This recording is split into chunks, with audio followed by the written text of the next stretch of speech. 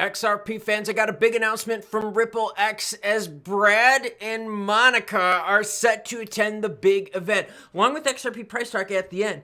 And very bullish news for the crypto markets, but it has to deal with being dovish. Bullish? Dovish?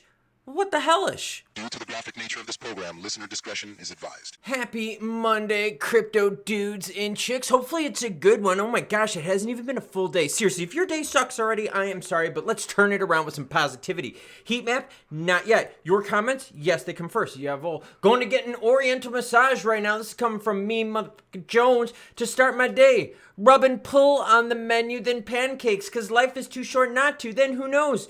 It'll be fun for sure. I like the vibe there. Like I said, you gotta make these days good, because even if the price action isn't hot, but the news from Ripple is, and I'm gonna share it with you because it's directly about XRP action.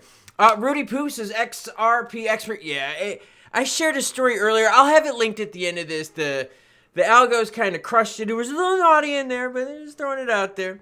Hopium says, yes, why are experts the only ones that tell us what we want to hear, while the idiots say something we kind of don't like? I'm always called an idiot because I bring the news, whether it's good or bad, happy or sad. It's my job. Bring the news. You want news? I'll have it. Heat map, Bitcoin sitting at 60,654. ETH is 2724, while BNB's at 559.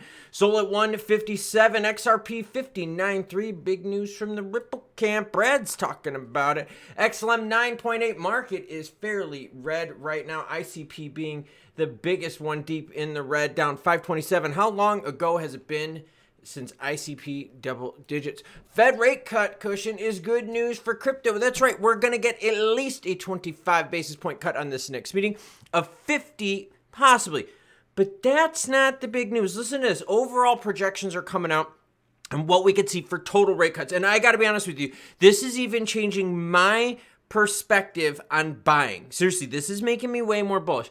Listen to this. The consensus view of Wall Street is that the Federal Reserve will lower the overnight borrowing cost from 533 to 333. That'd be a 200 basis point lower over the next 18 months. That would be essentially 8 rate cuts over the next 18 months. That's a lot. That means it'll cost less for households, businesses, and asset managers to borrow money.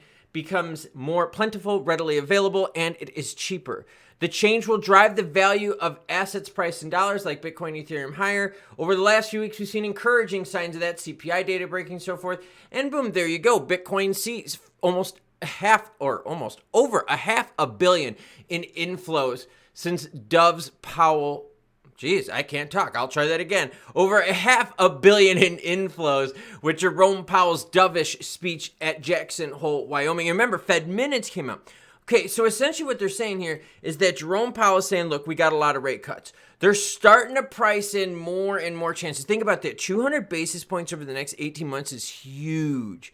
Huge. I mean, you're talking about maybe freeing up house buying again, kind of putting that market to kind of shame a little bit, thinking of business development experience, just a lot of good stuff with that.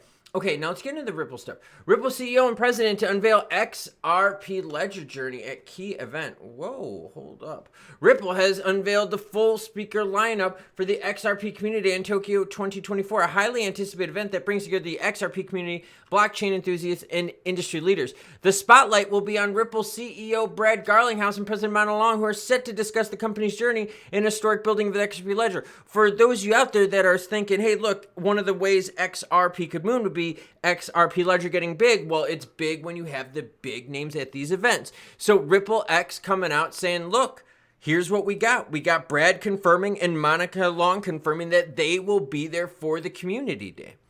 Will this news boost price? No, but maybe they've got some announcements coming up of some big projects. Maybe they know things that they're waiting, right? And that's usually what happens. These companies, they wait for this stuff. But just wanted to throw it out there. This announcement, again, could be a big nothing burger as well. Just thought I would share it with you. Nothing burger, that's kind of the price. Volume, kind of, we're under $1 billion in volume. I mean, it is what it is, right? Crypto works this way. If there's not something hot, people aren't like touching it. They're not into it. And I get like long term and stuff like that, but there's a lot of people, man, that play swings and stuff. A lot of momentum. Bitcoin is stealing a lot of thunder. The dominance at the bottom of the screen at 55%.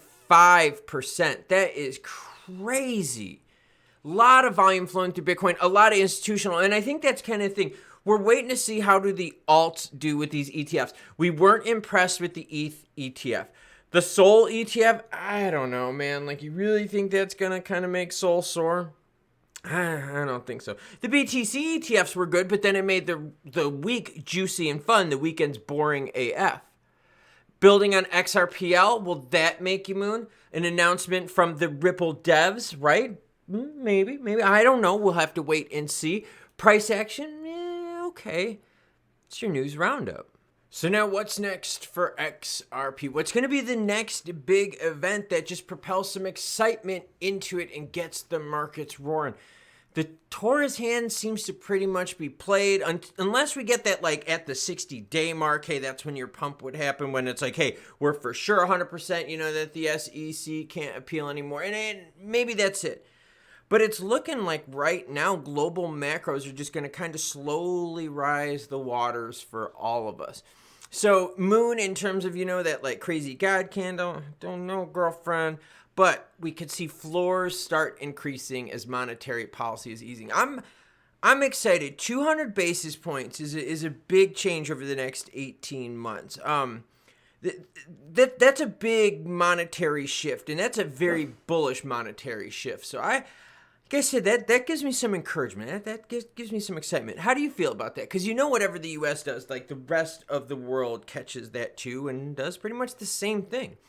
Other central banks have already been cutting back. Canada has had 3 so far. We haven't even had 1. But I'll catch you cool cats later. I'm going to do some stretching. As always, choo-choo, bitches.